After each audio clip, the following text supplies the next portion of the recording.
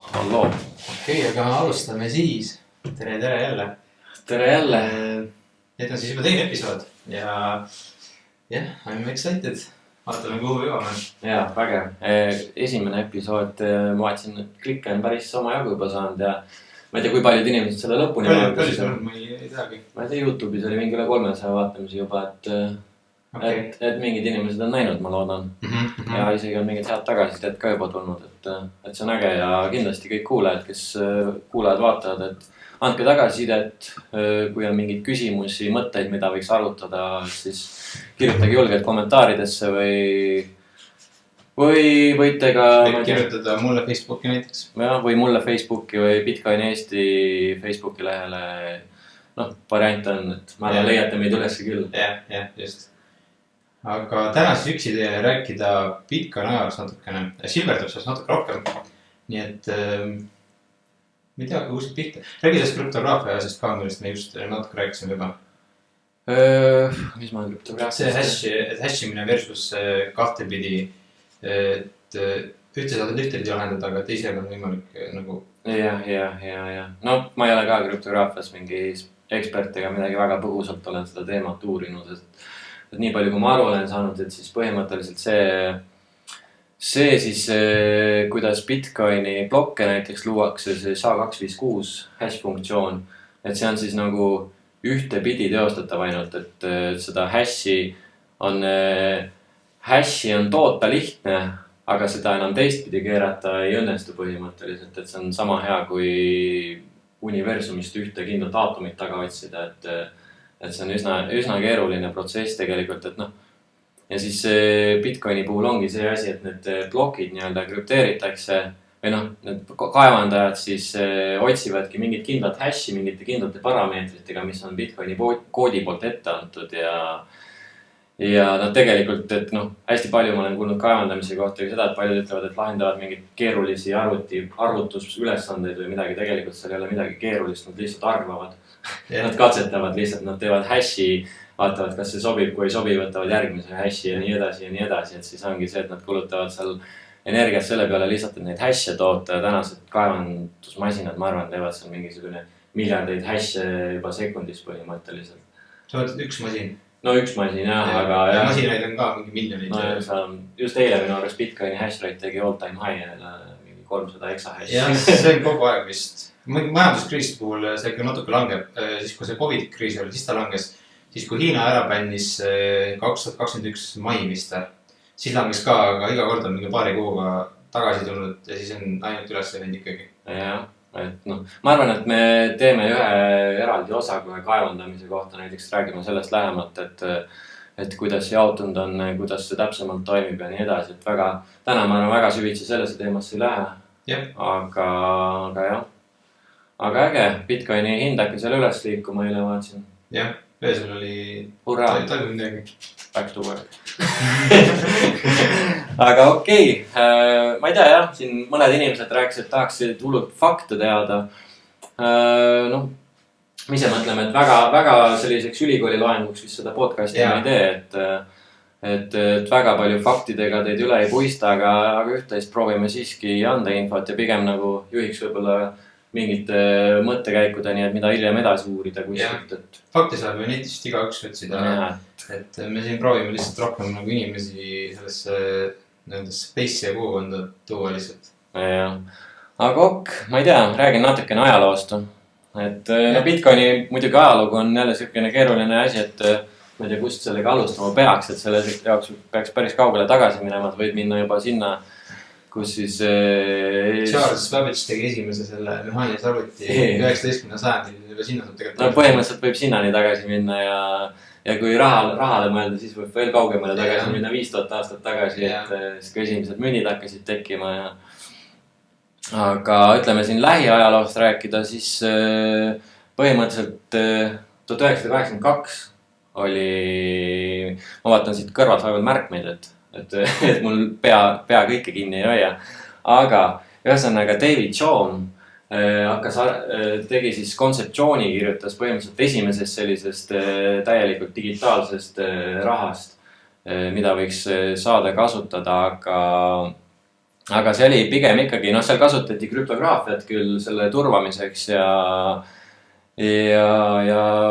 ta oli täielikult privaatne tegelikult, kus keegi teine ei näinud nende maksete üksikasju, isegi mitte nüüd selle digitaalse raha väljaandja, aga ta oli ikkagi täielikult tsentraliseeritud, et seal oli ikkagi see keskne asutus, mingi kindel arvuti, mis seda asja üleval hoidis. Ja noh, põhimõtteliselt kontseptsioonist ta väga kaugemale ei jõudnudki ja käiku ta ei läinud. Aga see oli siuke esimene katsetus digitaalse rahaga nii-öelda või esimene mõte või kontseptsioon sellest.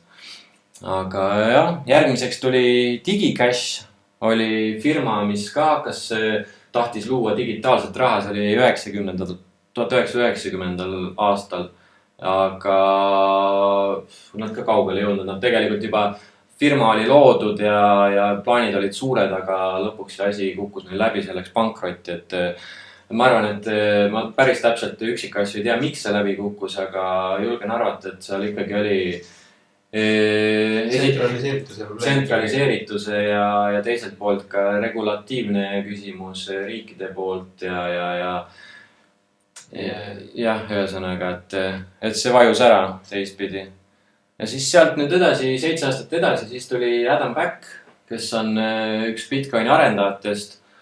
Huvitaval kombel tema siis põhimõtteliselt leiutas proof of work'i või selle Bitcoini kaevandamisel kasutatava selle süsteemi või kuidas turvatakse Bitcoini üldse.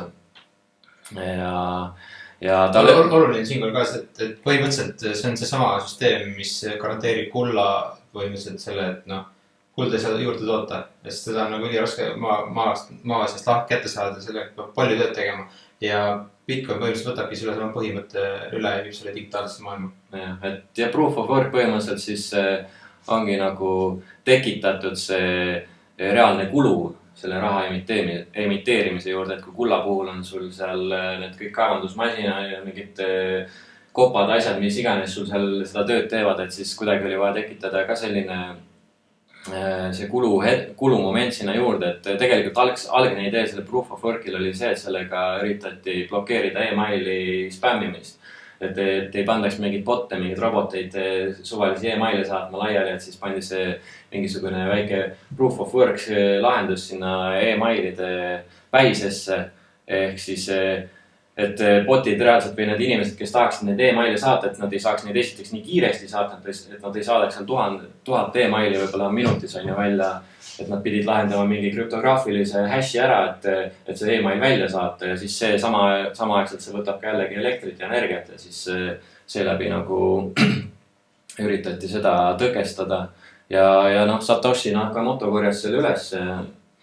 Muidugi on spekuleeritud ka, et Adam Back äkki on Satoshi Nakamoto, aga jah, neid spekulatsioone igasuguseid. Lõpust on ikkagi parem, kui me ei saa teada, kes ta päriselt on. Ma arvan küll, et see on kõigile parem ja see on Bitcoinile kindlasti parem. Aga selle töötööndus selle meetodi kohta veel, et see ongi meelega nii tehtud, et Bitcoin võtaks hästi palju elektrienergiat ja seda töötööndusmeetod kasutaks, sest muidu ei saaks kuidagi garanteerida, et keegi ei saa coin'i juurde teha. See on väga vajalik ja see on nagu Bitcoini eluliselt tähtis põhimõtteliselt. Ja see seob põhimõtteliselt selle digitaalsed ühed nullid seob päris maailmaga ja päris maailma energiaga, et see ongi nagu see väga fundamentaalne, väga oluline asi Bitcoini juures üldse, et nagu kuigi väga palju kriitikuid on sellele, et see kulutab nii palju energiat, aga tegelikult kui sellesse süveneda natukene ja ma arvan, et kui me kaevandamisest ühe osa teeme, et siis me räägime sellest täpsemalt, et miks see nii peab olema üldse, et miks seda päriselt vaja on. Kriitikutele nii palju, et kui järgmine kord lähed näiteks laevaga Soome praatsimine, siis mine ka jakiga, see võtab palju vähem poole.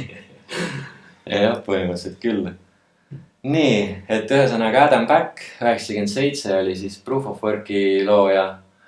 Ja sealt edasi juba siis 98 aasta prooviti luua sellist asja nagu B-Money, see oli Wei Dai poolt, aga see ka põhimõtteliselt jäi ainult ideeks, et ideest kaugemale ei jõutud.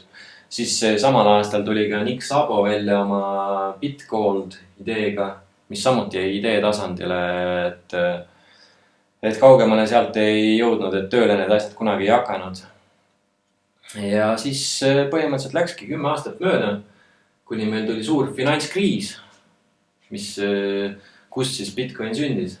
2008 see pull hakkas pihta, kui hakati vaikselt juba pankade päästmise peale mõtlema ja kõike seda ja siis kui siin nüüd veel mingid arve välja tuua või mingid fakte, siis augustis 2008 registreeriti bitcoin.org ehk siis Satoshi Nakamoto registreeris selle.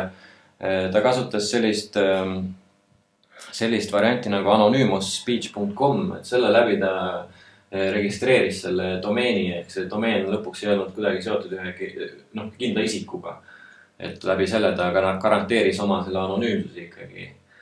Ja kuni 2011 aastani jäi tegelikult bitcoin.org ikkagi veel nii-öelda Satoshile, aga siis ta viis selle omandiõiguse üle Martti Malmile, kes siiamaani tänaseni siis hoiab seda lehekülge üleval ja tegeleb selle arendusega. Aga jah, et põhimõtteliselt 2008 loodi see veebileht või registreeritud domeen. Mis seal lehel on? Ma ei ole ise kunagi. Bitcoin.org. Seal on põhimõtteliselt on white paper kõigis keeltes, kuhu ta on tõlgitud. Eesti keeles on ka. Selles meeles on rääkisin. Sa mainisid, sa tõlkisid selle ära, aga miks seda mainisid, et on seal olemas? Minu versioon ei ole. Okay. Et seal oligi jah huvitav lugu. Ma eelmine kord minu arust rääkisin sellest ka põgusalt. Et üks teine tüüp tõlkis täpselt samal ajal ja täpselt samal päeval põhimõtteliselt tavaliselt selle. Seda rääkisin. Aga seal on tegelikult juhendeid, seal on walletitest juttu, seal saad valida nii-öelda rahakotte on seal kategoriseeritud, et mis on mobiilsed, mis on riistvaralised nii edasi, et siis nagu aitab valida nii-öelda rahakotti ja ta on kindlasti, kes on Bitcoinist huvitatud, et kindlasti visake pilk peale sellele lehele, et kasulik infot sealt leiab. Ja white paperist rääkides tegelikult 2008 novembris siis, oli november? 30 oktoober vist. 31 oktoober, põhimõtteliselt. 31 oktoober siis 2008 Satoshi avalikustas selle white paperi, ehk siis selle Bitcoini alusdisaini paberi dokumendi, mis siis kirjeldab kogu selle tööpõhimõtet ja nii edasi. Oled lugenud? Jaa, ma olen lugenud. Mitte hiljuti, aga mingi hetk lugesin selle läbi, jah. Jah, et see ei ole pikk, see on kuskil 9 lehekülge äkki. Ja mingid osad kindlasti arvuti kaugele inimesele jäävad arusaamatuks, aga ma arvan, iga inimene saab mingit infot kindlasti, mingit pointi sealt teada, et muidugi, iga inimene ei peagi teadma seda tehnilist poolt, nagu enamus inimesed teab, kuidas arvuti töötab, ega seda Bitcoini tehnilist poolt ei pea teadma. See on muidugi lahe teada, aga oluline see kasutus ja inflatsioonivaba raha. Seda küll tegelikult, et ega ükskord ma arvan, kui see suuremad massid või maailm selle reaalselt kuskil võetakse ikkagi juba igapäevaseks maksevahendiks, et siis tõesti kedagi tegelikult see alumine tehniline pool nii väga enam ei huvita, et peast töötab nii peast töötab, jah, täpselt. Ja siiamaani 13 aastat põhimõtteliselt on 13 juba. Isegi 14 või? See aasta sai 14 aastat on ta peaaegu veatult töötanud. Praegu on siis aasta 14. Mitte 2020. Aasta 14 peale Bitcoini loomist. Ja on ta põhimõtteliselt veatult töötanud. 24/7 maksed liiguvad, kõik toimib.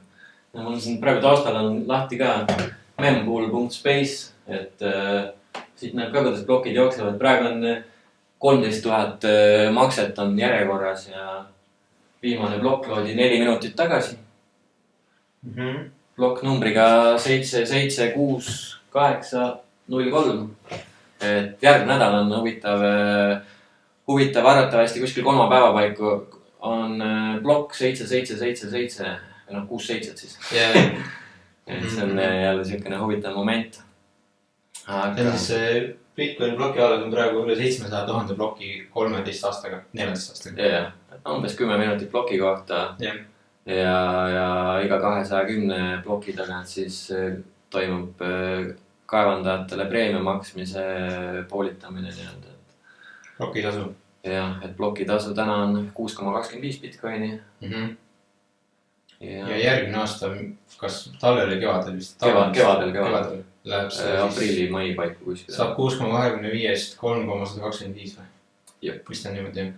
Jep, et kui kaevandajad tahavad sama palju dollari väärtuses teenida, siis Bitcoini hind peaks põhimõtteliselt kahekordistama selleks ajaks. Aga ja huvitav tähelepanek veel, kui selles viimaste nädala jooksul on see ülekannete tasud on kõvasti kõrgemaks läinud. Et ma ei tea, kas sa tead, miks? Ei tea. Ei tea. Selle taga on selline fenomen nagu ordinals. Inscriptions, ehk siis NFT Bitcoini. Kuulsin juba sellest. Ma ei tea, eks NFT inimesed võib-olla uploadeerivad selle peale, minu jaoks tundub see selline meh. See ei anna mitte midagi. Et kui ma nagu vaatan, Bitcoini juurde, see on täiesti mõttetu. Et see on nagu naljakas ja, et kui ma vaatasingi just eile vaatasin seda ordinals.org äkki oli see lehekülg, kus sa näed siis neid viimaseid pilte või JPG-sid, mis Bitcoinile pandud on, et see on täiesti, ma ei tea, mingid pikslid jälle. Ja, aga need peavad ikkagi mahtuma sinna 1 megase ploki selle suurusesse koos teiste nende ülekannetega. Seal on tegelikult ongi point selles, kuidas need sinna nüüd hakati panema, on see, et tegelikult Bitcoini blokid tänu sellele kasvavad suuremaks, nad on maksimum 4 megabaiti, aga 1 megabait on tehingute jaoks ja see ülejäänud ruum on tegelikult witness data, ehk see on siuke, kuidas seda öelda, et osa ühesõnaga sellest tehingu andmetest nii-öelda sellest hashist paigutati sinna Bitcoini nii-öelda teise ruumi. Ehk siis seal on 1 megabait on selle tehingute jaoks ja siis on siukene ruum veel, kuhu paigutatakse siuke ülejäänud data, mis osaselt selle tehingu juurde nii väga ei kuulu. Okei, ehk siis ploki suurus saab ikka olla 4 megabaiti. 4 megabaiti saab olla. Et viimasel ajal ongi nad kasvanud, et kas seda näeb esit kuskilt? No viimased on olnud siin 2 megabaiti, no kuskil 2 megabaiti ümber ja siin hiljuti viimaste nädalate jooksul on isegi 3,95 megabaiti näiteks olnud ploki suuruseks. Et jah. Siin on 205 megabaiti, mis see tähendab? See on selle nii-öelda ootel tehingute plokkide suurus, mis on nagu jäänud veel, et need siin on siin all, et kus kohas see oligi. Siin sa näed, et tegelikult memory usage nii-öelda siis, et ütleme lihtsustatud siis palju Bitcoini võrgul rammi on, ehk siis kui arvutil on rammi, seal on ju mingi 8-16 giga, mis iganes, et siis Bitcoini võrgul oleks just kui 300 megabaiti. Terve võrgul. Jah, et see on see vahemälu, et kuhu saab nüüd ootel olevat tehingut paigutada. Et jah, et see sama NFT-de teema, praegu see NFT Bitcoinil, see hullus on natukene tavakasutaja jaoks teinud kallimaks Bitcoini võrgu kasutamise. Aga palju praegu on üks ülekande tasu eurodes? Seda näeb ka siit samast. Praegu on, kui tahad järgmisse ploki saada, siis on kuskil 70 senti, 70 USA senti. See on siin. Et siin sa näed, siin on high priority, medium, low ja no priority.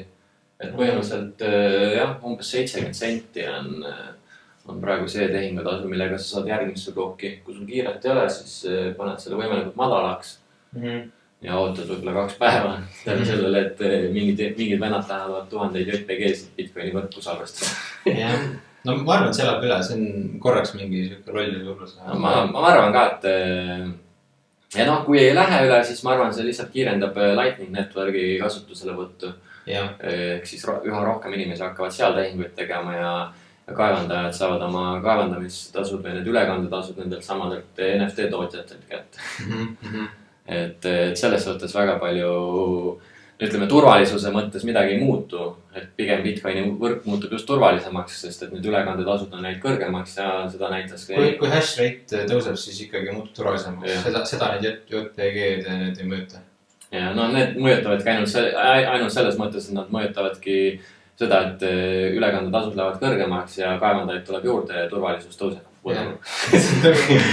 Et kui keegi mõtleb nagu, et nende JPG-dega kuidagi Bitcoini võrku katki teha, siis pigem tehakse turvalisemaks.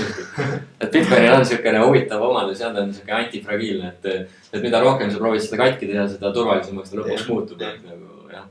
et kui keegi tutvustab mingit koodiõppi, mis võiks kuidagi kahjustada seda, siis tavaliselt arendajad reageerivad üsna kiiresti ja olgugi, et Bitcoinis koodis vist selline reaalseid baage kui selliseid on 2 juhul olnud, et üks oligi, ma vaatan kohe, siin mul oli kuskil kirjas ka see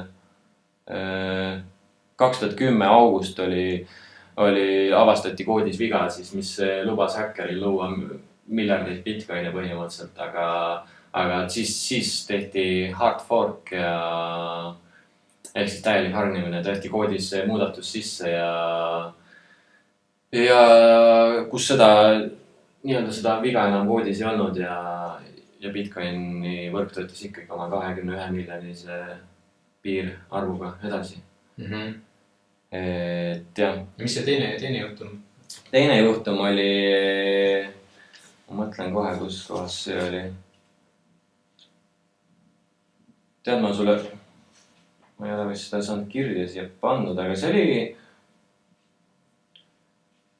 oli ka siuke, see oli see moment, kui mul tuleb meelde, mul ei tule täpselt aasta arv meelde, see oli, ma arvan, 2013 võis olla, kui lihtsalt oli see, et Bitcoini võrk jagunes 2 haruks, ehk siis mitu kaevandajat kaevandasid samal hetkel ploki ja siis tekkiski 2 haru, et üks kaevandaja pani 1 ploki sinna plokiahelasse ja teine kaevandaja kaevandas täpselt sama momendi ploki, mis läks sinna ja siis plokiahelasse saadeti ja siis need noodid või need võrgusõlmed, kes selle ploki selle ühe kaevandaja käest esimesena kätte said, nende arvates oli see plokk õige. Need, kes selle teise käest, kes geograafiliselt näiteks või interneti läbi olid lähemal sellele teisele kaevandajale, said tema käest esimese ploki ja siis oli põhimõtteliselt 2 alternatiivset plokiahelad, et võrgusõlmed ei olnud omavahel sünkroonis, nad ei suutnud otsustada, et kumb plokiahel on õige ja siis kaevandati kusjuures päris mitu plokki niimoodi, et see kasvas ikkagi juba pikemaks see ahel niimoodi, et seal oli mõlemas ahelas oli, ma ei tea, 5 plokki või rohkem isegi oli nagu, mis olid tegelikult Bitcoini koodi järgi õiged, korrektsed, need toimisid. Aga lihtsalt oligi see, kuni siis lõpuks üks kaevandaja ikkagi kaevandas sinna mingisse ahelasse 1 ploki juurde, et see tegi selle ahela pikemaks ja siis visati see teine ahel kõrvale, et need tehingud, mis seal kõrvalahes olid, need nii-öelda siis visati kõrvale. Põhimõtteliselt see juhtus siis tänu sellele, et lihtsalt interneti kiirus eri maailmakohtades on ja teoreetiliselt selline asi võib uuesti juhtuda? Teoreetiliselt võib. Seda veel mõni aasta tagasi aeg-ajalt ikkagi juhtus, et mingid kaevandajad leidsid samal ajal ploki, aga tavaliselt ühest plokist kaugemale see ei läinud. Ja see oligi just pigem sellepärast, et näiteks ühed kaevandajad olid Hiinas, teised olid USA's, et see vahemaa oli lihtsalt nii pikk, et siis tekkiski sealt see ja interneti kiirusid ainult need on ja et see info ei olnud piisavalt kiiresti, nad ei olnud piisavalt kiiresti seda infot omavahel vahetada, need võrgusõlmed ja kaevandajad. Ja põhimõtteliselt see olukord, mis sa rääkis 2013, et 5 plokki egitati, kas ma saan vist õigesti aru, et ütleme, et kui Bitcoini see on-chain, nagu see transaction speed või see ülekande maht oleks mingisugune, praegu on ta vist mingi iga 10 minuti tagant, mitu ta saab, kas on mingi 500 000 makset iga 10 minuti jooksul või selle ühe päeva jooksul? Päeva jooksul on kuskil. Palju 10 minuti jooksul on praegu saab võimalik? Ja siin on järjekorras mingi... Viimastes blokkides on olnud siin kuskil 2000 makset on bloki kohta. Aga paljud need transactionid tegelikult sisaldavad selliseid makseid, mis on nagu ühes paljudele. Ehk siis üks sisend on, ehk see tegelikult need transactionid seal blokis näitavadki pigem neid sisendeid, et näiteks exchange'id, kui nad välja kannavad, siis nad saadavad, ma ei tea, 5 Bitcoini, aga see läheb edasi 10 erineval aadressile. Et see tegelikult lõppkokkuvõttes on just kui 10 transactionit, aga blokki jõuab ainult 1, et see on nagu... Aha, okei. Põhimõtteliselt, ma tahtsin jutuga sinna minna, et põhimõtteliselt kui see, ütleme, et see Bitcoini on-chain, see ülekande maht oleks mingisugune mega palju suurem, mida praegu on. Praegu Bitcoini nagu, nad tehakse maha sellepärast, et ta on liiga aeglane ja ta suudab liiga vähe makseid nagu teha. Aga põhimõtteliselt ütleme, et kui oleks see maksete arv, ütleme, et Satoshi oleks teinud ja maksete arv oleks mingisugune miljonit kordi suurem, kui ta praegu on, siis põhimõtteliselt sellega vist oleks see Bitcoini võrk lõpet ka, kui tekiks seda 5 plokki tegelikult. Jah, siis tekiks liiga palju seda plokki, seda ahela hargnemist ja tekiks nii-öelda neid orbudeks kutsutakse neid blokke, mis siis visatakse kõrvale pärast, kui avastatakse, et üks saad jõuab pikemaks kui teine ja seda tekiks liiga palju ja siis põhimõtteliselt ongi see Bitcoin ongi meelega tehtud nii aeglaseks, et ta oleks turvaline. Ja täpselt sellepärast, see blokiaeg on seal 10 minutit, et seda turvalisust ikkagi lisada. Kõik teised mingid coinid, mis räägivad, et ma ei tea, suudavad miljon või 10 miljonit ja 100 miljonit korda rohkem neid ülekandeid teha, need on kõik täpselt sama palju vähem turvalisemad ka. Nii on, et jah, siin need Bitcoin Cash ja Bitcoin Satoshi Vision ja mis need kõik siin tekkinud on, et need viisid selle bloki mahu suuremaks, aga jah. Turvalisus täpselt selle võrra väheneb. Jah. Aga räägime ajalast natuke veel. Jah, räägime veel. Nii, kuigi me siin vahepeal jõudsime igast 10 muud teemat veel arutada, aga jah. Siis on väga hästi. 2009, 3. jaanuar oli see tähtis päev siis, kui kõige esimene Bitcoini blokk kaevandati. Genesis blokk, Satoshi Nakamoto selle kaevandas ja sellega sai siis päriselt võrk alguse, sealt algas pihta, et sealt läksid esimesed 50 Bitcoini ringlusesse. Ja pärast seda esimene makse oli Genesis bloki kohta veel siuke huvitav, et Satoshi pani sinna sisse selle ajalehe pealkirja, mis oli vist Inglismaal. Just see, kui keskpangad nii-öelda kommertspankasid päästsid või? Ja siis ta pani selle nii-öelda sinna vihjeks sinna esimesse bloki sisse, et selle vastu see Bitcoin on põhimõtteliselt. Seal on jah, kuidas see oli, et Chancellor on the brink of second bailout of banks. Jah, põhimõtteliselt küll jah, bank bailout. Et selle ta pani sinna sisse ja, et see nagu see oli täpselt sellel päeval minu arust oli mingisuguse kas New York Timesi või UK mingi Timesi ajalehe esikane ja pealkiri. Jah, mingi jah, velgi. Ja siis saigi alguse ja siis 12. jaanuaril 2009 tehti esimene ülekanne, Satoshi kandis Hal Finnile, kes oli ka üks Bitcoini arendajatest, krüptograafia huviline siuke teadlane. Tema oli esimene inimene, kes sai Bitcoini ülekande. 10 Bitcoini saatis Satoshi talle. Tema tegi esimest tweedi ka Bitcoinist, mis oli Running Bitcoin. Jah, see oli täpselt päev varem, 11. jaanuar ta käivitas Bitcoini võrgusõlme ja tweetis selle kohta Running Bitcoin. See oli isegi meelde tehtud, kui see sama vend jookseb, sest see on kirjas Running Bitcoin. Aga ta oli ise vist tegelikult siuke hästi sportlik tegelane ka ja jooksiski hästi palju. Et siis oligi jah siuke mitmetasandiline nali nii, aga kahjuks jah, see Hal Finni mõned aastad hiljem suri ära, et tal oli see raske haigus ALS, mille kohta siin Ice Bucket Challenge'il vahepeal tehti, et selle jaoks raha koguda nendel haigetel, et temal oligi täpselt see sama haigus ja kahjuks lahkus meie seast jah, et kuigi tema Twitteri kontot hoitakse siiamaani elus ja seda nii-öelda tema pärandit hoitakse siiani elus, et see on nagu lahe, et teda mäletatakse ikkagi kui jah, sellist väga märkimisväärset inimest Bitcoini ajaloos tegelikult. Jah, aga 12. jaanuar oli esimene ülekanne ja samal aastal oktoobris juba tekkis esimene maakler New Liberty Standard hakkas pakkuma Bitcoini müügiks ja esimene hind oli, kurss oli siis selline, et $1 ees sai 1309 Bitcoini. Palju see siis ühe Bitcoini hinnaks teeb? $1 eest sai 1300 Bitcoini. Jah. See oli suukene 0,0008 äkki või midagi sellist. 0,0 jah, midagi seal, senti vist. See oli vähem kui sent, see oli alla sendi jah. Alla sendi ja see oli, kui ma õigesti mäletan, siis see oli 0,0008 äkki. Senti? Jah. Või 0,0008 dollarit siis. See on siis mingi fraktsioon sendist. Väga vähe. Ja siis jõuame 2010 aastasse. Alguses ma mõtlesingi, et räägin just sellest alguse ajaloost natuke rohkem, et see on selline inimestel võib-olla vajub siuke ajaloo hõlma ära ja unustatakse aga jah, 2010 oli siis 22. mai tehti esimene tehing Bitcoinidega. Selles mõttes, et reaalselt kaupa osteti Bitcoinidest. Tead, mis see oli? Pitsa. Täpselt nii. 2 pitsat 10 000 Bitcoini eest. Palju need pitsad täna väärt on? Ei tea. Väga palju. Kui hind on $24 000, siis kuskil ja veerand miljardit on pitsat täna. Dollarit.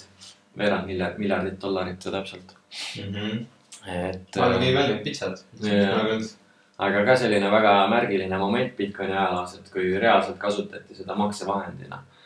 Ja nüüd on huvitav see just, et ma ei tea, kas sa oled kursis sellise huvitava tehnoloogia nagu Nostr.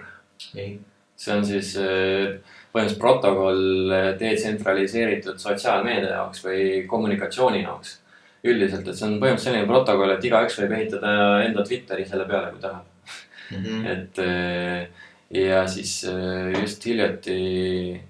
Kas see on siis mitte blockchaini põhine? Mitte blockchaini põhine, aga põhineb ka krüptograafial, et see näiteks sinna sa ei logi ka sisse oma kasutaja nime ja parooliga, vaid sul on ka privaatvõtme ja avaliku võtme paar nii-öelda.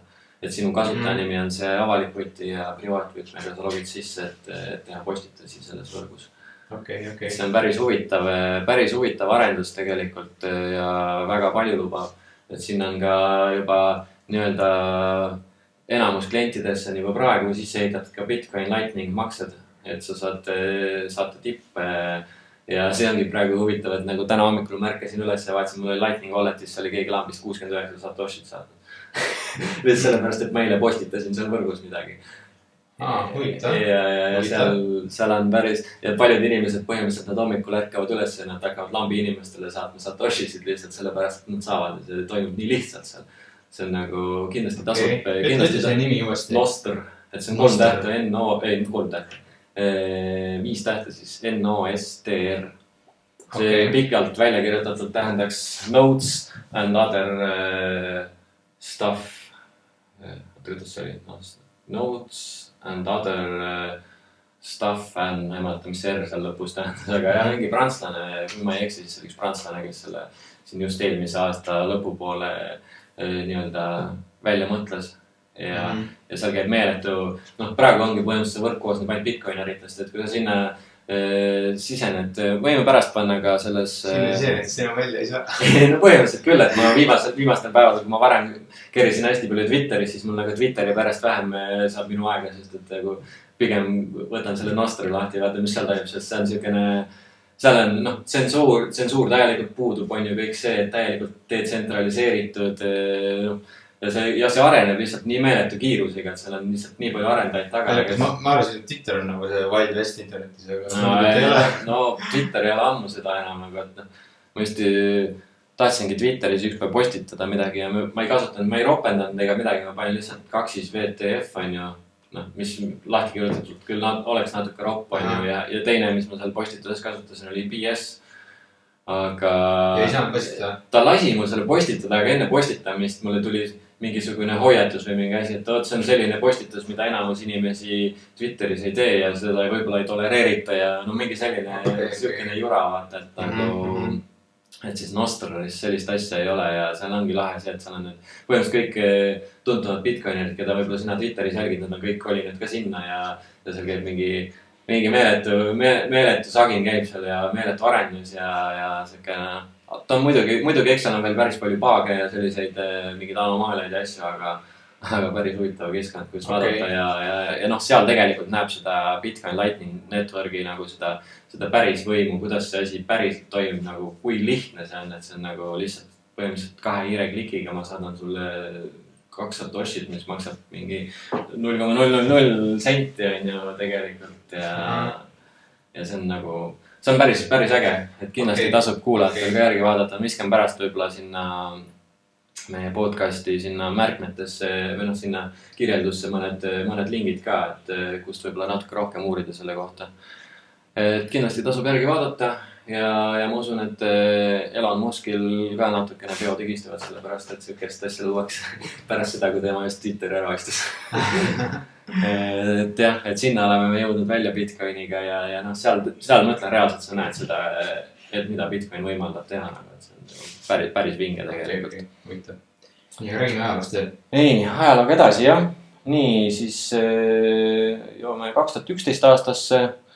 Siis loodi BitPay, mis hakkas võimaldama ettevõtetel makseid vastu võtma Bitcoinis. Ehk siis Bitcoin jõudis äridesse, kus mõned ettevõtted juba hakkasid oma kaupa-teenust pakkuma Bitcoini eest. Ja mis siis veel samal aastal muidugi siis tekkisid esimesed konkurendid Bitcoinile. Altcoinid just, et Litecoinid. Väike parandus, altcoinid ei ole konkurents. No jah, selles mõttes nii-öelda konkurendid või omast arust konkurendid. Et esimene oligi jah, Litecoin, mis tuli, mis põhimõtteliselt kopeeris ka Bitcoini koodi, muutis selle hashimise algoritmi ja tegi blokiajad lühemaks ja ühesõnaga lubati jällegi kiiremaid makseid ja kõike seda, mida enamus altcoinid meile lubavad, aga selle arvelt ohverdavad turvalisust ja detsentraliseeritust. Siis jah, põhimõtteliselt siis hakkas see trall pihta, siis hakkas riburada pidi uusi coin'e tekkima ja coinmarketcap.com on see lehekülg, kus saab vaadata neid erinevaid coin'e, on ju, et seal on ka tegelikult on huvitav see historical snapshot. Et ma aeg-ajalt vaatan seda, et seal sa näed, et mis coin'id seal 2013 aastal näiteks olid top 10 ja nii edasi. Enamus neid enam ei ole. No enamus neist ei eksisteerigi enam. Ja täpselt ja enamus neid ei ole isegi top 100 enam tänaseks. Ja iga aasta kohta sa vaatad, seal on alati top 10 on mingid erinevad coin'id ja tänaseks neid enam seal ei ole, et see ongi ja alati ilutseb seal ikkagi Bitcoin topis. Bitcoin on number 1, jah. There is no second best. Jah, tõenäoliselt küll. Jah, et siis hakkas, jah, 2011 hakkas see pull pihta.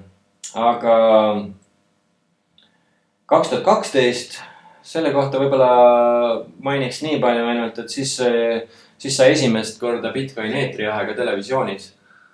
The Good Wife, selline seriaal oli USAs, kus siis esimest korda mainiti Bitcoini. Seriaal? Jah. Okay. Ma ei ole ise seda seriaali näinud, ega tegelikult peaks selle osa ära vaatama, kus seda mainiti. Vähemalt seda, kus seda mainitakse. Ja siis loodi ka Bitcoin Foundation, Gavin Andersoni, Charlie Shermi ja teiste Bitcoini entusiastide poolt. Tänaseks muidugi Gavin Anderson on, ma ei tea, kas ta on nüüd Bitcoin Cashi või Satoshi Visioni või mingi teises leeris kuskil ja kisub juukseid jälle peast välja, et miks keegi aru ei saa, et tema see shitcoin on siis parem. Nii. Aga okei. Kiirelt edasi. 2013 jõuame sellise huvitava kohani, kus esimest korda Hiina bännis ära Bitcoini. Esimest korda. Et tänaseks on juba, ma ei tea, kui palju ära seda bänninud seal 10 korda. Kas seal on nagu omamine ka keelatud? Ma tean, kaevandamine keelatud. Kõigepealt nad bännisid vist selle tehingute tegemise ära. Ma ei mäleta muidugi, mis järjekorras see oli, kas tehingut kõigepealt, siis keelati see müümine ära, Bitcoinidega kauplemine nii-öelda, et igasugused maaklerid keelati nii-öelda ära ja siis keelati bänniti siis kaevandamine ära viimasena.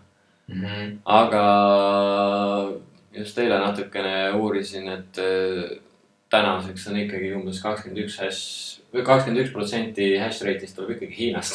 On nii, jah. Et see on päris crazy nagu. Ja isegi kui ei tuleks, või isegi kui Hiina suudaks selle nagu edukalt ära bändida, nii et Hiinas ei kaevendaks, siis see tähendaks lihtsalt seda, et see kaevendamine koliks mujale lihtsalt ja see võrk, see ei muuda nagu võrgutöös väga mitte midagi.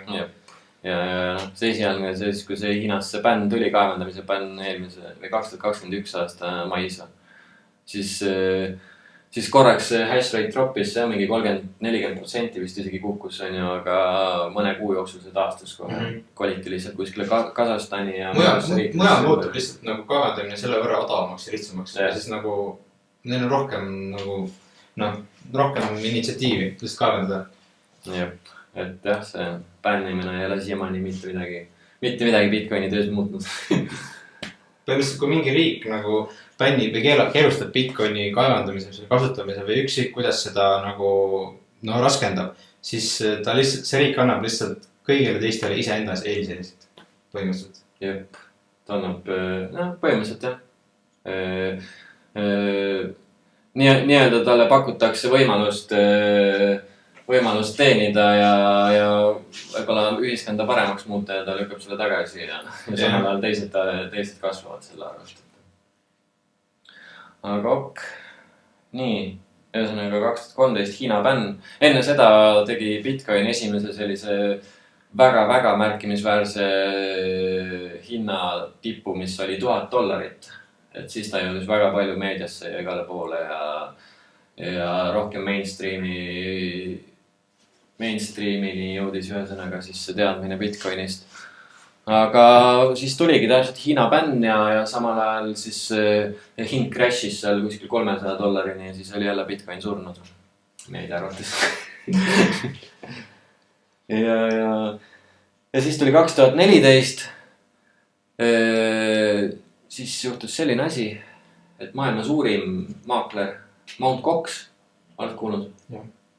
Seal toimus siis häkkimine või siiamaani tegelikult päriselt keegi ei tea, kas seal häkiti või keegi seestpoolt siis õõnestas seda asja, aga igal juhul pandi 850,000 Bitcoini piistu.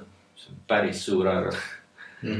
Ja ma ei tea, kas tänaseni on need veel kuskil laokil, et ega kellega valetis seisavad. Jah, et neid ei ole siiamaani nagu otseselt kätte saadud ja isegi need vist, mis Mount Goxi nii-öelda alles jäid ja mis kasutajatele kuulus, isegi neid minu arust ei ole veel päris laiali kasutajate vahel jagatud, sest et nad ei tea, kuidas see õiglane moodus selleks oleks, et kuidas neid laiali jagada, et kellele ja kui palju ja mis. Et jah, et see oli teine asi, mis väga tugevalt jälle mõjutas hinda ja väga palju negatiivset pressi tõi Bitcoinile. Ja oluline punkt on siinkohal see, et suht palju inimesed ja mul ka mitmed sõbrad on oma coin'e hoidnud seal kuskil exchange'ides ja siin on väga oluline mõista, et kui su coin'id ei ole valetis, mis annab sulle need private key'd iseenda kätte, siis sul ei ole Bitcoini. Siis sul ei ole jah. Not your keys, not your coins. Ja, sul peab olema, kõige turvalisemad on need USB valetid ikka. Või kõige nagu turvalisemad pluss samas olles kasutajasõbralikud. Arvatavasti küll, jah. Ja, need annavad sulle selle tagavara prooli. Kui sul seda ei ole, siis sul ei ole coin'i. No jah. Nii on, et ma arvan, et me peaks ühe osa kindlasti kunagi Bitcoini turvalisust tegema, mõtlema Walletitest ja sellest, et see on väga oluline. Jah. Et ma ei tea, palju sul Bitcoin on? Vähe. Et see on ka üks asi, et mina alati ütlen kõigile, soovitan seda, et ärge öelge mitte kellegile, kui palju sul päriselt Bitcoin on. Et see teeb sust lihtsalt sihtmärgi. Et paljud ütlevad, aga ma tean, et sa kirjutad Bitcoinist, järelikult sul on Bitcoin ja see tähendab, et ma tulen või et keegi võib sind rünnata selle pärast, aga samal ajal, kui nad ei tea, kui palju sul neid Bitcoine on, siis nad pigem ei minda ehku peale ründama, et kui ta teab sulle, kui keegi teab kindlalt, et sul on näiteks 100 Bitcoini, siis see juba motiveerib ründama, ta teab, kui palju ta võib ressursse sellele rünnakule kulutada, mida iganes, aga kui keegi seda ei tea, seda täpset arvu, siis see nagu vähendab ka seda riski. Muidugi ettevõtete puhul on jällegi teistpidi asi või ütleme finantsasutuste puhul, kes võib-olla inimeste Bitcoini hoiustavad või midagi seal puhul, mina just ootaks seda täielikku läbipaistvust. Et oleks need reserve. Peavad vist ikkagi riigile ette ka kandma. Riigile ja nad tegelikult ideaalis võiks ju kasutajatele ka olla see info olemas, sest kõik on ju blockchainis olemas, mis aadressid kuuluvad sellele ettevõttele, et näiteks kui mina seal kui ma olen läinud seda teed, et ma ei hoiusta enda riistvara rahakotis oma Bitcoini, hoiustan mingi teenuse pakkuja juures, siis nad võiksid tegelikult avaldada täielikult need numbrid ja aadressid, kus nende Bitcoinid asuvad ja kus minu Bitcoinid asuvad. Kui nad selle tee, siis on alust arvata, et on mingit moodi pettus. Jah, et nagu FTX näitas, et müüsid Bitcoini, mida neil ei olnud tegelikult. Et see on nagu ühte asi, et isiklikul tasandil kindlasti mitte avalikustada seda, kui palju see Bitcoin on, mitte sellega eputada kuskil või mida iganes. Ja samas teistpidi kui sa oled loomas mingit wallet'it või asja, siis nagu see on punkt minu arust, mis on väga tähtis, et võiks seal sees olla, et kasutajad näevad reaalselt, et palju sul seal neid Bitcoini ikkagi on ja kus neid hoiustatakse. Et seda usaldust luua ja mõtleme reaalselt ma ei hoia oma coin'e mitte kuskil kellegi juures, kes ei näita mulle täpselt, kus need coin'id asuvad ja palju sul tegelikult neid on. Noh, muidugi seal on teine faktor jällegi omakorda juures, näiteks nagu FTX-i puhul ja nende puhul on ju tuleb, mis siin pankrotti on läinud, võib välja tulla, et teisest küljest me ei tea, kui palju nad nende Bitcoinide tagatisel näiteks on mingid laene võtnud, mingid halbasid laene või mida iganes. Et see on teine faktor, aga jah, pigem ärge avalikustage seda, kui palju te hoiate. See on endale parem. Aga okei, lähme edasi. Nüüd see, jah, 2014 oli suur häkk, 850 000 Bitcoini läinud. Siis vahepeal on siin mingisugune lünk tekkinud, jõuame 2016 aastasse. Siis tulid esimesed ICO-d, ehk siis shitcoineri läks suuremaks.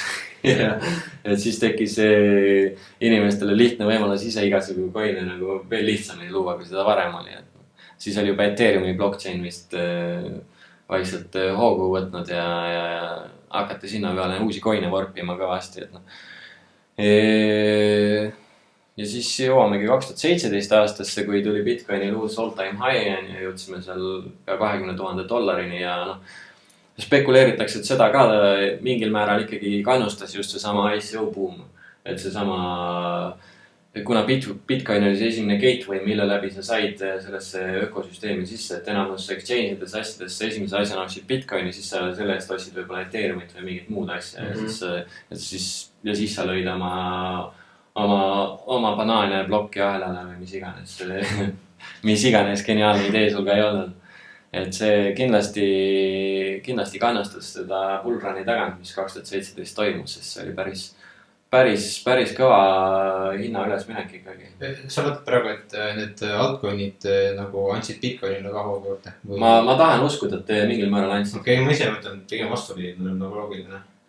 Noh, see on jah kahe otsaga asjad. Nad ühtepidi nad võtsid ainu seda raha nagu tõmbasid endasse, mis võiks Bitcoini tulla, aga samal ajal nad andsid nagu inimestele initsiatiivi üldse sellesse krüptoökosüsteemi sisenedes. Nad nägid, et seal saab mingid coin'e ise luua, mingid uusi coin'e osta, sest et kõigi jaoks juba isegi Bitcoin seal võib-olla $1000 juures tundus liiga kallis, aga kui sul on mingi suvaline coin, mis maksab sente, siis sa hakkad kohe fantaseerima, et see võib ka äkki minna $1000, et siis ma olen teeninud 1000 miljoneid protsente.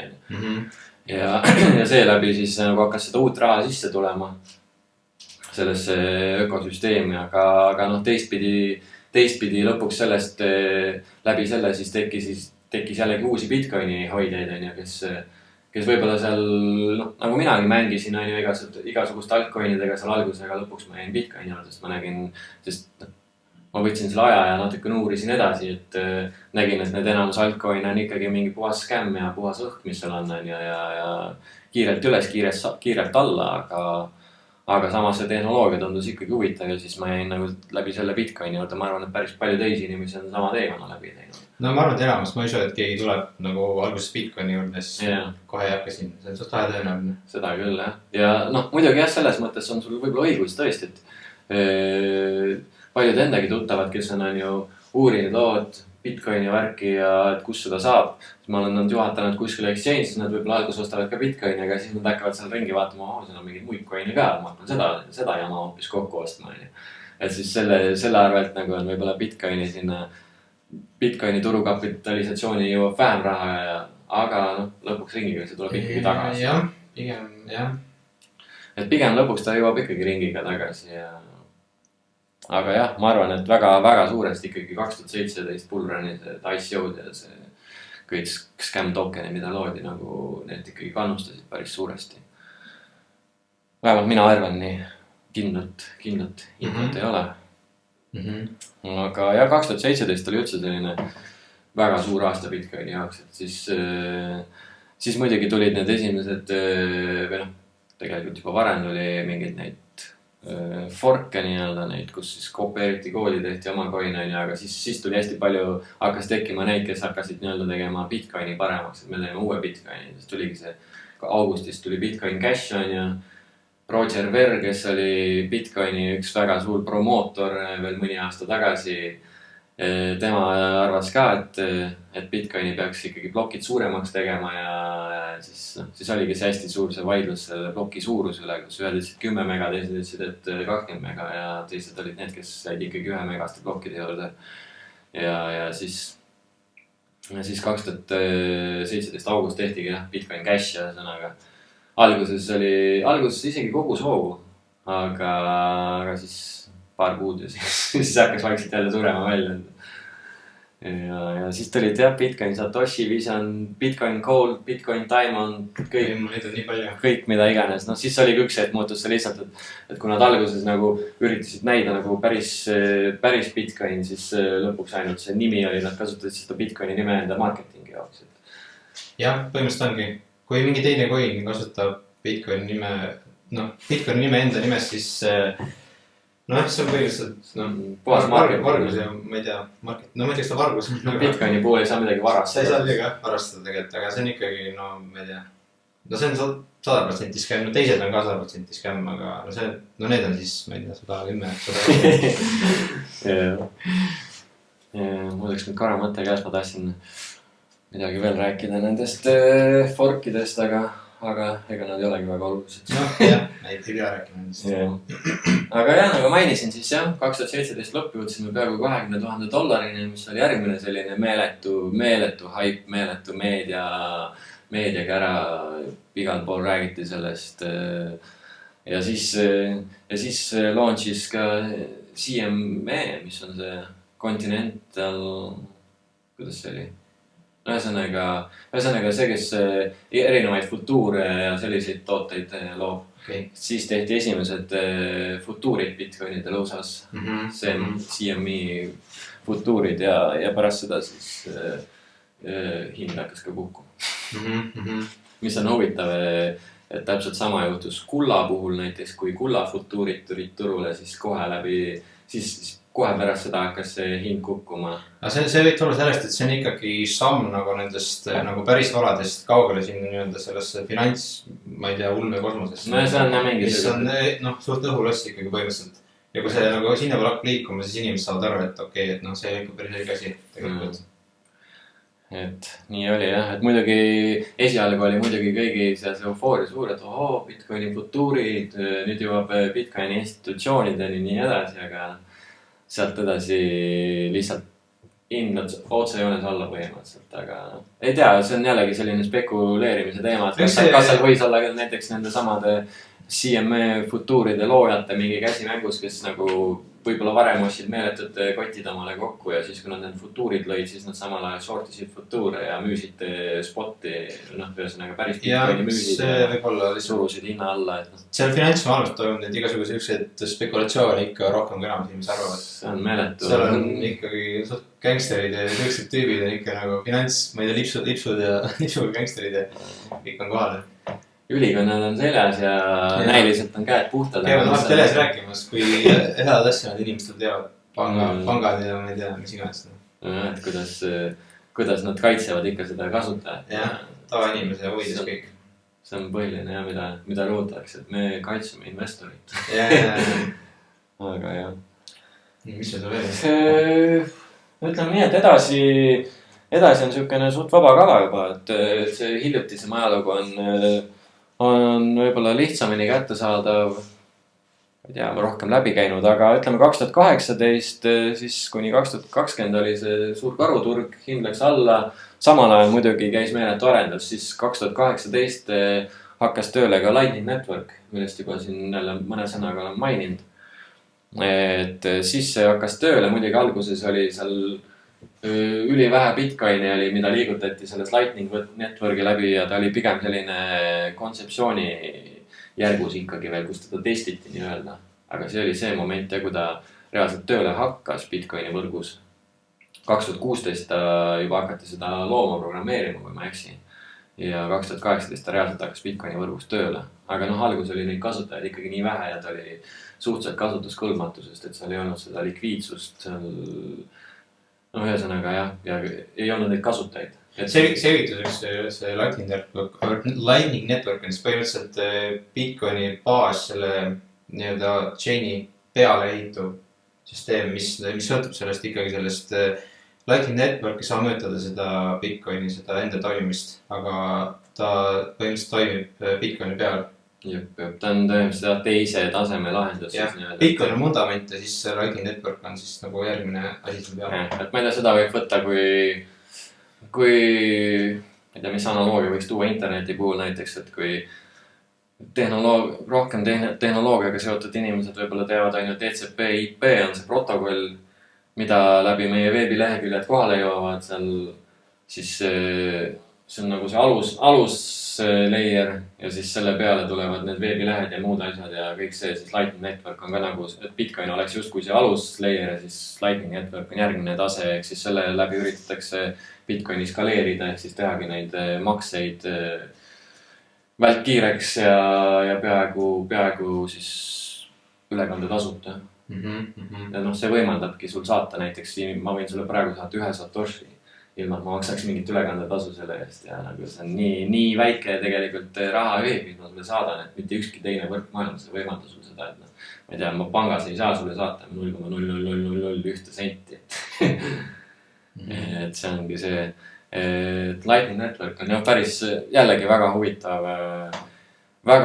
teema tegelikult, millest võiks eraldi saate teha kohe, et kuidas see toimib ja mida see kõik võimaldab, et see on ka jälle selline asi, et nagu näiteks internetis, ma ei tea, kui ma vaatan Postimehest või kuskil on see tasulised artiklid, on ja, et ma peaksin selle artikli eest maksma, siis ma ütlen ausalt, ma maksaksin nende artiklite eest, kui ma saaksin nendest maksta Bitcoiniga üle Lightning Networki, sest see on nagu, ma võtan telefoni, skännin QR-koodi ja ma juba loen seda artiklit, aga mida ma pean Postimehest tegema, ma pean kuskil sisse logima, ma pean mingi subscriptioni kuskile mingit võib-olla oma kaardiandmed panema, mingit 10 muud asja tegema. Mille jaoks seda vaja on meil digitaalses ühiskonnas, kui meil asjad juba tegelikult nagu võimalused olemas, et need asjad võiks pole kiiremini käia.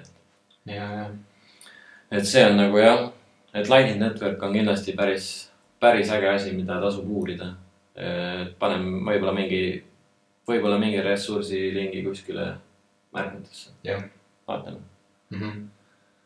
Et jah, ja siis see periood, see 2018 kuni 2020 oli põhimõtteliselt selline, kui hakkasid siis ka kommertspangad hakkasid tulema Bitcoini ligi, et kui 2017 nad veel olid punnisid vastu, ütlesid, et see on skämm ja nii edasi, et siis nagu 2018 kuni 2020 see aeg oli see, kui nad hakkasid lõpuks nagu aru saama, et päris skämm ei ole ja äkki saaks isegi väikse dollari või euroselt teenida vahelt kuskil.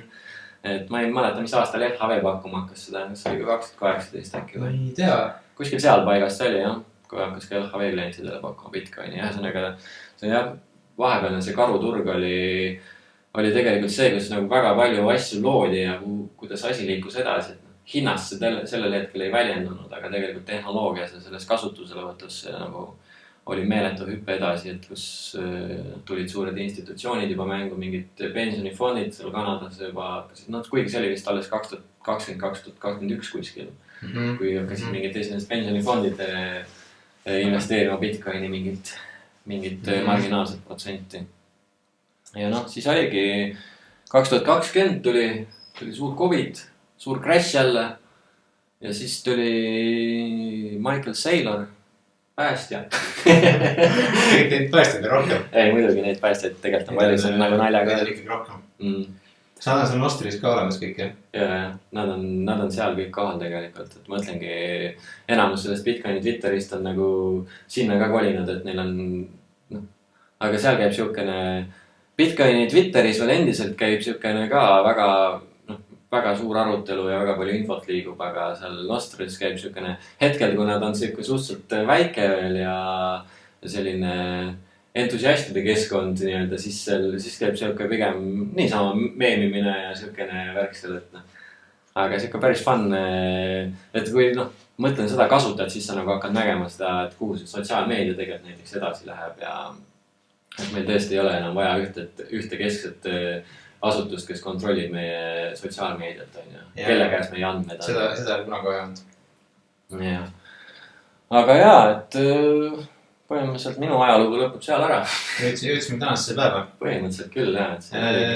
Mis arvad, kuna juhtub selline asi, et poliitikud või pankurid või kes iganes hakkavad Bitcoinerit süüdistama majanduse lõhkumises? Kusjuures ma olen selle peale ka mõelnud, et see võib üks hetk tõesti tulla. Ma ei tea, kuna see võib muidugi juhtuda, aga vihjeid juba tulnud, jah. Et kas äkki UK siis eelmine aasta käis mingi pealkiri ajalehest läbi umbes, et kus ka keegi pankur või keegi ütles, et umbes, et Bitcoin võib põhjustada hüperinflatsiooni. No mingi taoline lause käis kuskilt läbi nagu.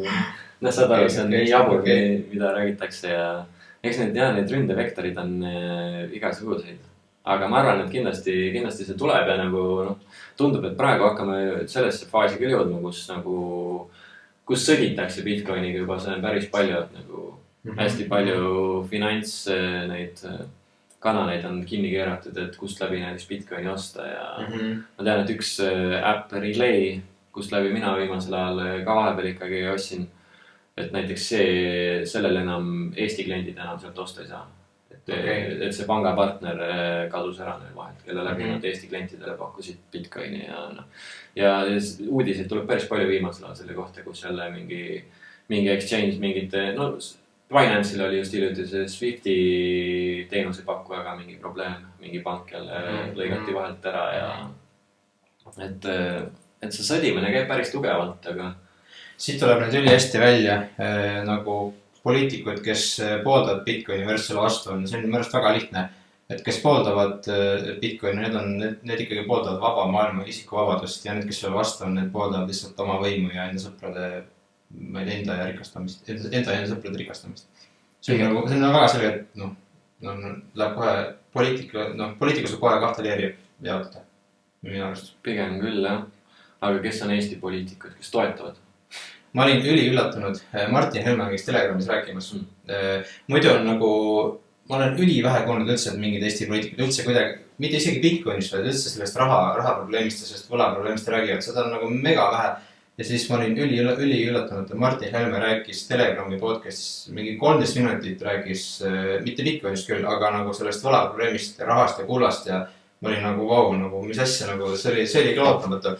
Aga siis kuidagi ta ise ütles ka, et see Hando Turumaa küsis tema käest kuidagi, et okei, et aga juttaks kuidagi sinna, et miks sellest nii vähe räägitakse, siis Martin Helme ise ütles, et sellest ei ole mitte kellegi rääkida.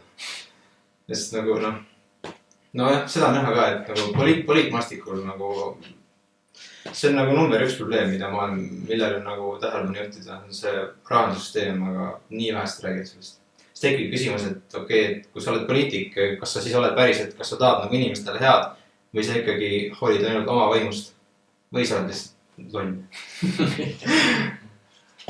Jah, mulle tundub ka, et suurem osa nendest poliitikustest ikkagi pigem hoolivad sellest oma võimust ja et oma taskuid täita ja selle 4 aasta jooksul, mis nad seal bukis näiteks on, et võimalikult palju lihtsalt kühveldada kokku endale, kui palju võimalik. 4 aastat on aega, võtta nii palju, kui saad. Jah, valima lähed? Ei lähe. Ma valin Bitcoini, ma ostan lihtsalt Bitcoini ja see ongi Kusjuures ma olen ka viimasel ajal mõelnud ja uurinud ja ma ei tea, Eestis ei ole seda erakonda, keda valida minu jaoks. Ma ei tea. Sellest samast rahandussüsteemi aspektist vaadata, siis ei olegi reaalselt mitte kedagi valida. See on kurb, jah. Aga ega ei ole erakonda, kes Eestis tõesti midagi muud magaks selles rahanduse teemas. Ja Eesti on muidugi, ma ei tea, keeruline muuta ka vist seda selles mõttes, et me oleme nii selles Euroopa Liidu ja Euroopa Keskpanga ja kõige IMF-i ja kõigist nendest nii sõltuvuses, et ega riigi tasandil, jah, seda on võib-olla keeruline teha, aga siis tulebki mängu see, mida ütles Friedrich Hayek, see sly roundabout way. Ehk siis see põhimõtteliselt tähendab, et tema ütles seda küll juba mingi 80-ndatel, aga kui see tuua Bitcoini konteksti, siis see tähendabki, et me peame lihtsalt kõik ostma Bitcoini ilma, et me kuidagi seda riigile näitaks või kuidagi seda promoks avalikult, aga me peame lihtsalt kõik ostma ja kasutama hakkama ilma, et me sellest kõigile noh, ma ei tea, räägiks. Mis on muidugi täpselt vastupidine muidugi sellele, mida meie praegu teeme. Aga no sõna on vaja levitada ja. Jah, muidu inimesed ei ostagi ja siis noh. Et jah, ongi see, et noh, mulle tundub ka see, et nagu, et mida muidugi poliitikud saaks teha Eestis, oleks võib-olla see, et kaotada maksustamine kõikide tehingute puhul, Bitcoini puhul. Et nad võiksid näiteks, ma ei tea, alla 100 euro, alla 200 eurosed tehingud võiks olla maksuvabad Bitcoiniga. See nagu lihtsustaks protsessi väga palju, et näiteks ettevõtted võiksid müüa tooteid Bitcoini eest, et inimeste vahel see tekiks üldse see kasutus, et hakkaksid inimesed oma kaupa selle eest müüma nii edasi. Aga see ongi see, et kuna noh, ma ei tea, võib-olla ei ole Eestis ka väga poliitikutele seda ettepanekut tehtud. Noh, arvatavasti keegi seda väga tõsiselt ka ei võtaks, aga see viibki selleni, et teine viis ongi lihtsalt seda teha põranda all. Et tekibki selline omaette ringmajandus, kus inimesed hakkavad omavahel oma kaupasid ja asju vahetama Bitcoinis ja maksuametile riigile sellest sõnagi ei itsetata. See riigi kontroll kogu nagu ühiskonna majandusele, see läheb nii hulluks ära juba, et põhimõtteliselt varsti ongi must turg ongi nagu ainuke, mis hoiab inimesi elus varsti. Põhimõtteliselt nagu, mis oli nõuka ajal? See ametlik turg ja veris must turg. No täna mustale turule inimesed saidki süüa ja oma asju ja kõike nagu, no mis oli nende keelatud. No praegu me liigume sinna poole järjest rohkem. Tundub küll jah, et siin ongi jälle see riigile mõttekoht, et nagu kas nad tahavad jääda kõrvale sellest ja mitte sellest rääkida, mitte mingit maksusoodustust, vabastust mingile summale näiteks teha või siis teha mingisugused, ütleme, see maksusoodustus või mis iganes ja vähemalt siis nad näevad palju see käives nendes asjades on. Võib-olla nad leiavad mooduse, kuidas nad saaksid ka sealt oma kopika teenida, on ju. Aga teine ongi see, et seda hakatakse lihtsalt mustale turu kasutama ja riigile jäävad tühjad pihud kokku, et niikuinii. Ja kui see asi kasvab nii suureks juba, et saadaks aru, et mingid riigi regulatsioonid, mingid maksud on täiesti jaburad mõttetud, siis riik lihtsalt kuivabki kokku selle arvelt. No jah, see on kõik õige. Muidugi veel lihtsam asi, mida nad saavad teha, on lihtsalt rääkida sellest rahaprobleemist. See on nagu kõige lihtsam ikkagi. Tundub, see on selline probleem, millest nad ei taha rääkida, siis neil ei ole lahendust sellele. Ma mõtlen aga siin nagu tekibki see punkt, mis minna rääkisin, et kas nad on nagu inimeste poolt või nad on enda võimu ja raha poolt. Need saab nagu järjest rohkem hakata neid nagu lahterdama niimoodi põhimõtteliselt. Jah. Nii. Kas sul on midagi huvitavat? Ma vaatasin sinu mingisuguseid märkmeid ka. Aga okei. Ma ütlesin, sa oled kirjutanud petrodollar sinna, sa sellest tead midagi? Jah, ma olen natuke lugenud ikka, see on põhimõtteliselt see, et kõik maailma nafta, mis toodetakse, müüakse, mitte küll enam, aga mingisugune paar aastat tagasi oli veel müüdi ainult dollarites. Ja see on põhimõtteliselt süsteem, mis USA valitsus ja föderaalreserv lõid 70-ndatel, kui nad tegid Saudi kuninga perega lepingu, et sealt tuli enamus maailma nafta. Ja siis nad tegid lepingu, et et me toetame teid sõjaliselt, mis iganes kui vaja on ja teie müüte ainult dollaritest oma nafta. Ja see tekitas olukorra, kas kõik maailma vajas dollareid, sest nafta oli nagu nii tähtis kogu maailmale. Ja see, mis omakorda pani kogu ülejäänud maailma nagu Ameerikast sõltuvaks tegelikult. Ja see andis nagu USA valitsusele ja USA keskpangale nagu täiesti ebaõiglase ja nagu täiesti ebaõiglase positsiooni kogu ülejäänud maailma ees ja kogu ülejäänud maailma arvelt rikastada. See süsteem praegu veel kehtib, kuigi nüüd juba sellest Venemaa ja Hiina sellest nagu suht välja astunud välja ja mingid riigid veel. See süsteem hakkab lõppema, sest majanduslik aluseid selleks tegelikult ei ole mitte kunagi olnud, ainult majanduslik alus, mis selleks oli kogu aeg olnud, on sõda. USA kogu aeg sõdib maailmas, et see nagu seda kogu aeg peale suruda kõigile. Sest kuna majanduslik aluseid ei ole, siis keegi vabatahtlikult seda kasutusel ei võta seda dollarisüsteemi. Ja ainuke viis, kuidas maailm seda nagu kasutatakse, siis ongi kogu aeg sõda ja ähvardus. Ja seda USA teeb ka siiamaani kogu aeg. Kas sõda võiks olla ka mingi põhjus raha trükkimiseks? Sõda ja raha trükkimine, minu jaoks on nagu sümbioos. sõda ei saa toimuda üldjuhul ilma rahatrükita juba mingi 100 aastat. Ja praegune rahandussüsteem, kus raha trükitakse, vajab ka kogu aeg sõda, et seda sama rahasüsteemi kogu maailma peale suruda. Need on nagu, nad hoidavad üksteist, sõda ja rahatrükk, nad on nagu ühe mündi 2 poolt. Kui üks kaob ära, siis kaob ka teine. Arvatavasti. Jah, sõda ei saaks pidada, kui ei ole raha selle pidamiseks. Kui seda peab inimesed ei maksud ära võtma, siis on nagu tunduvalt raskem seda teha kõikidel maailma riikidel. Ja ei tea, palju Venemaal raha trükitakse selle jaoks? Ma ei tea, seal on need, kuidas need summad on nagu, seal on rubla, on ju. Ja näiteks poes palju tooted maksavad, seal on ikka need summad on suht suured vist ikkagi mingi tuhandetes nagu või... Mis see rubla kurss praegu on, ma ei tea. See on mingi... Ma saan kohe vaadata. Igatahes minu arust seal on need numbrid on nagu pigem suured ikkagi nagu nominaalselt. Nominaalselt paneme... suured, jah, aga mõtlen, mingi huvitab just see, et seda infot on nii raske vist hankida, et palju jah, Venemaal see raha pakkumine kasvanud on näiteks viimase mingi aastaga. 1 euro on 80 rubla. Okei. Ja Venemaal on minu arust siin rahareformi on nagu mitmeid, kus need lihtsalt, raha luuakse ikkagi mega palju ja siis need numbrid läheb nii suureks ära. Ja siis jääks uus raha. Raha, jah. Uus rubla.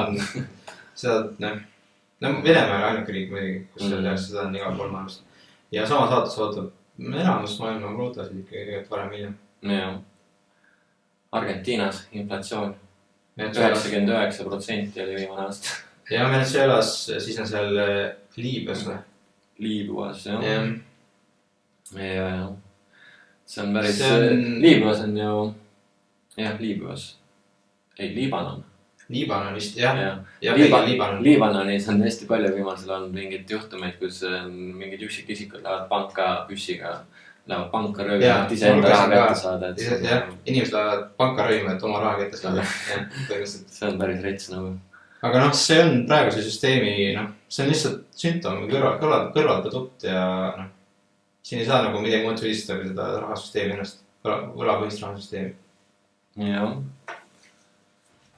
Okei. Nii, aga me oleme siin päris palju juba rääkinud. Kas tuleb veel mõni huvitav või punkt või? Ja, aga ma mõtlen, ajalugu meil sai, Bitcoini ajalugu sai mingil määral ära, et tegelikult siin väga palju punkte ei rääkimata, aga eks kuulaja saab selle, kui sügavam huvi on, siis on internetis väga lihtsasti kätte saada. Kõik selle info nagu leiab ja dokumenteeritud ja et seda kõike leiab ja ma ei tea, raha ajalugu ka samamoodi, et me võtsime selle raha ajaloo viimased 14 aastat. Jah, no sellest tuleb ilmselt, ma arvan ka kunagi rääkida veel. See on ikkagi, see on veel pikem teema kui Bitcoin. Aga ma ei tea, et tõmbame tänasega otsad kokku, ma arvan. Ostke liigalihtne.ee, te saate osta piiblit ja see näeb välja selline. Bitcoini piibel. Ja siin on kõrvalraamatud on ka olemas, nii et neid saate kasta. Kõige saab. Et jah, kui tahate meid toetada või on sügavam huvi teema vastu, kindlasti raamatud on head asjad, kus nagu edasi vaadata. Kui tahate rääkima tulla, siis see on ka võimalik. Jaa, lihtsalt võtke julgelt ühendust, ärge kartke. Ja kõik teemad, küsimused, mille kohta huvi on, võite panna kommentaariumisse kommentaare, pange like, kõike subscribe'ige. Facebookis on grupp Bitcoin Estonia, aga siinkohal tuleb see eralda, et altcoinidele seal kohta ei ole. Altcoinide jaoks on miljon teist gruppi asja, et Bitcoin Estonia, et seal räägime ikkagi ainult Bitcoinist. Just, et jah, tulge ühinege kommuuniga. Olgu, aga siis tõmbame otsad kokku ja tšau. Jah, okei, tšau.